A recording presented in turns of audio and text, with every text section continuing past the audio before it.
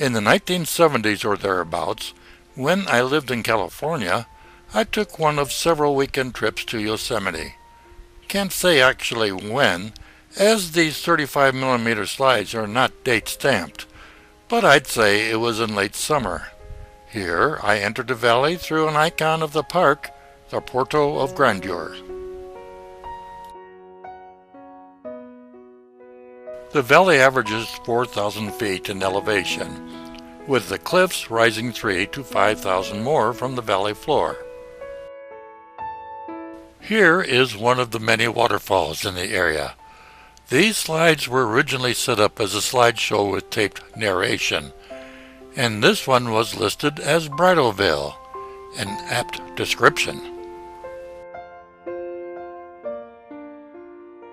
About the most famous of these cliffs is Half Dome. There are several complete domes in the area, but this one, which would have been one of the most outstanding, had half of it taken away by an Ice Age glacier. A road of 24 miles from the Portal of Grandeur took us to Glacier Point, 3,200 feet above the valley floor, offering a grand vista of the dimensions of Yosemite Valley. Here my mother poses as we look out at what you might consider the landmark of Yosemite Park, Yosemite Falls. To the right of the falls juts out Yosemite Point, from which more views of the valley and High Sierra can be seen. I realize there is no highway to the top of the falls or Yosemite Point. No problem.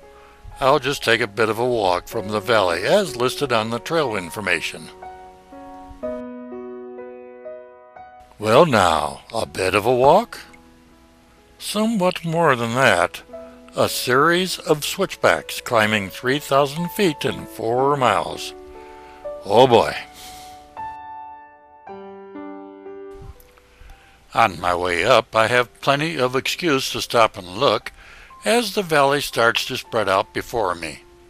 A different view than that from Glacier Point, one advantage being the scene opens up gradually as I work my way up the trail. The face of Half Dome is brought out in stark contrast from this different angle and height. The higher I go, the more the distance opens up to my eyes. From Yosemite Point, the dome is just a foreground to the still snow-capped peaks of the High Sierra backcountry of Yosemite. A clear, fast-moving creek.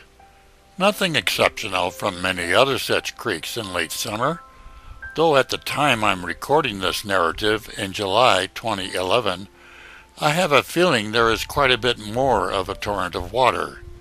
Not so easy to cross. Either way, we know the creek is heading for a fall, as this is Yosemite Creek. And here it starts down, a view of Upper Yosemite Falls that can only be seen from the Yosemite Falls Trail.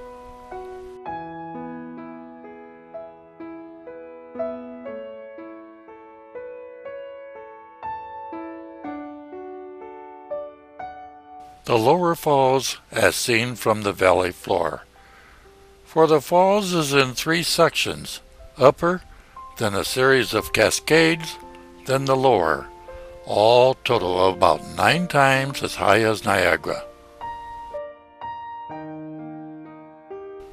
A late summer vista of Yosemite Falls on this weekend sojourn.